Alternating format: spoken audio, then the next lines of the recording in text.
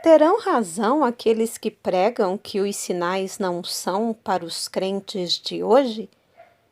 Neste vídeo, um texto escrito pelo missionário Orlando Boyer e publicado no jornal O Mensageiro da Paz na primeira quinzena de fevereiro de 1940.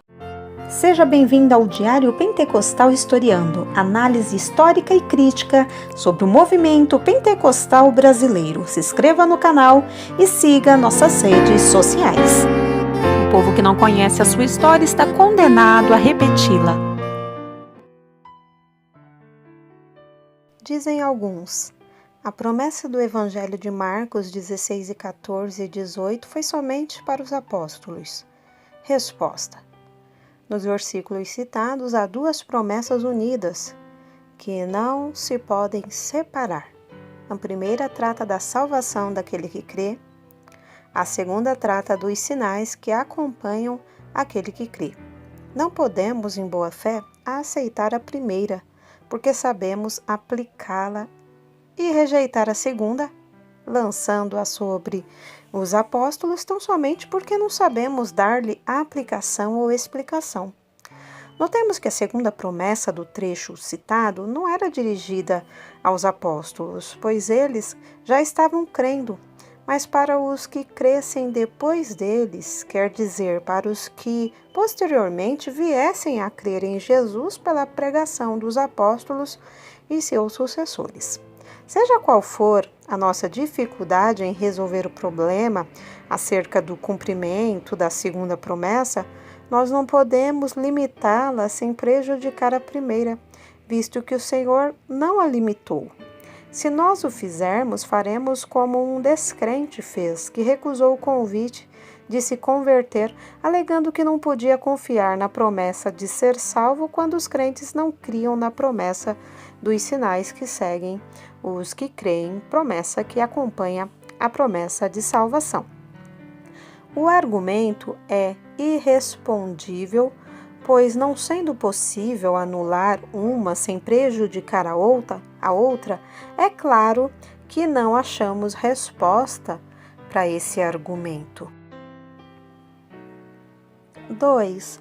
Outros afirmam: não há mais necessidade de sinais, porque a palavra de Deus já é confirmada tal como é ensinado em Hebreus 2 e 4. Resposta. Nem esta passagem, nem qualquer outra ensina ou justifica que não haverá mais sinais ou que não há necessidade de sinais para confirmar a palavra. A palavra pregada não foi confirmada somente uma vez, de modo a dar a ideia de que os sinais seriam somente para um lugar, mas foi pregada e confirmada em todos os lugares, em todos os séculos. Em cada lugar que é pregada é também confirmada. 3.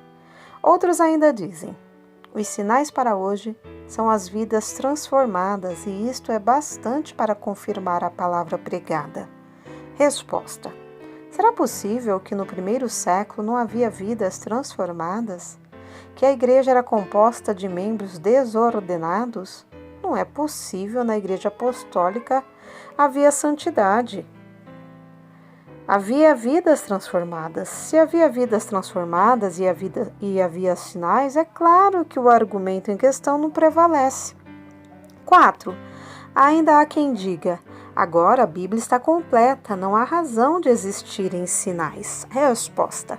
Este argumento é baseado na ideia errônea de que a igreja primitiva aceitava as revelações sobrenaturais como tendo autoridade ao lado da Escritura. Entretanto, a igreja, quando se tratava dessas questões, apelava sempre para o Velho Testamento, nunca para os seus próprios profetas. Atos 2 e 16, 15 e 15, 28 e 23. A profecia das Escrituras, segunda de Pedro 1 e 20, não os dons, era entre o povo a autoridade, a palavra final nas coisas de Deus, tal como ainda hoje acontece. 5. Outro argumento. A história prova que os sinais cessaram no fim da época apostólica. Resposta. É verdade que os sinais diminuíram antes mesmo de findar a idade apostólica. Porém, isto aconteceu contra a vontade do Senhor. O amor de muitos esfriou e o poder se apartou deles. Entretanto, a história da Igreja em todos os séculos revela tempos de despertamento nos quais os dons sobrenaturais têm reaparecido, como nos dias antigos.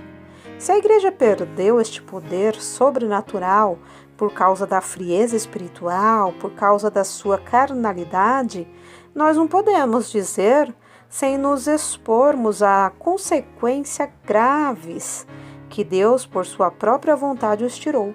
A Igreja abandonou a simplicidade e o primeiro amor, perdeu os dons e os sinais. Não foi Deus quem retirou os sinais da Igreja, conforme vamos ver adiante, pois os sinais ainda existem. Os dons espirituais só cessarão quando vier o que é perfeito, quando o virmos face a face, não como por um espelho em enigma, mas quando o conhecermos plenamente, quer dizer, quando findar esta dispensação. 1 Coríntios 13, do 8 ao 12. Os apóstolos e os profetas são necessários na Igreja até que todos os crentes cheguem à perfeição, à unidade da fé, ao pleno conhecimento do Filho de Deus, até que cheguem ao estado de homem perfeito, à medida e estatura da plenitude de Cristo. Efésios 4, 11 e 13. O Senhor quer revelar aos homens o grande amor do seu coração. Por esse motivo, os sinais existem a fim de mostrar que Ele é o mesmo. Para ser o mesmo ontem, hoje e eternamente, Ele tem de continuar a operar na sua Igreja com o mesmo poder e graça salvadora. Hebreus 13, 8, Mateus 14, 14. O Senhor ressuscitado coopera com a pregação por meio de milagres e afirma que deseja continuar até o fim dos nossos dias. Os sinais são prometidos para todos os tempos, para os últimos dias, pois começaram no dia de Pentecostes, continuaram e continuarão, e são para a Igreja em todos os tempos. Orlando Boyer, Jornal Mensageiro da Paz, primeira quinzena de fevereiro de 1940.